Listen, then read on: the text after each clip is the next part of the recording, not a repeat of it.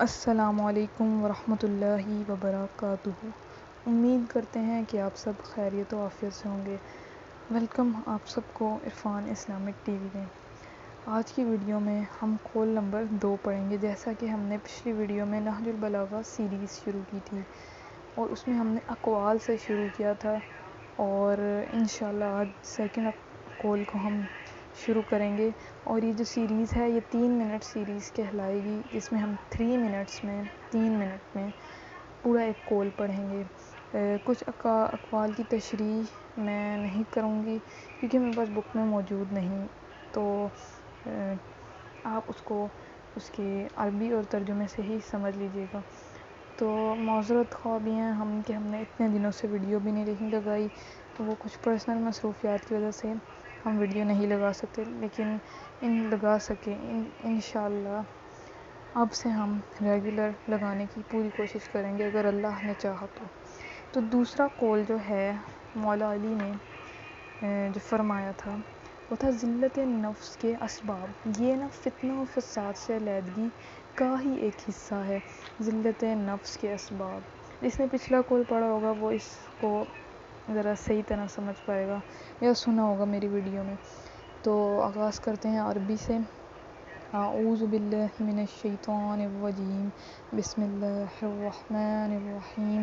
وقال علیہ السلام ازرع بنفسه من استشعر الطمع، ورضی بالذل من کشف عن ضره، وحانت علیہ نفسه من امر علیہا لسانہ۔ بسم اللہ الرحمن الرحیم۔ ترجمہ پڑھتے ہیں۔ میں ایک ایک لفظ کو غور سے پڑھوں گی، آپ بھی غور سے سنیے گا۔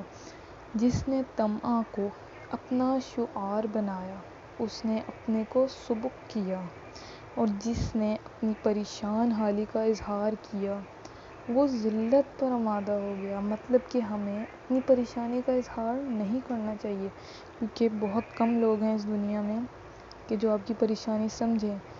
90% لوگ آپ کا مذاق اڑائیں گے، تو آپ کا دل آپ کو برا لگے گا۔ اس وجہ سے اپنی پریشانی کا اظہار مت کیا کریں، اپنے اللہ سے کیا کریں، اللہ بہترین مددگار ہے۔ آگے چلتے ہیں۔ اور جس نے اپنی زبان کو قابو میں نہ رکھا، یہاں پہ زبان نہ قابو رکھنے والوں کی پکڑ کی گئی ہے۔ جس نے اپنی زبان کو قابو نہ رکھا اس نے خود اپنی بے وقتی کا سامان کر لیا۔ مطلب یہ اس نے خود اپنے لیے ایک بہت بڑی مصیبت کھڑی کر لی۔ اسی لیے اپنی زبان کو قابو میں رکھنا چاہیے، سوچ سمجھ کے بات کرنی چاہیے، خاص طور پہ دین کے معاملات میں بحث نہ کریں۔ جس چیز کا پتہ ہے اس کے بارے میں بولیں، اور جو نہیں پتہ وہ مت بولیں۔ تو اسی کے ساتھ ہمارا جو سیکنڈ قول ہے وہ کور ہو چکا ہے۔ انشاءاللہ اگلی ویڈیو میں ملاقات ہوگی، تب تک کے لیے اللہ حافظ۔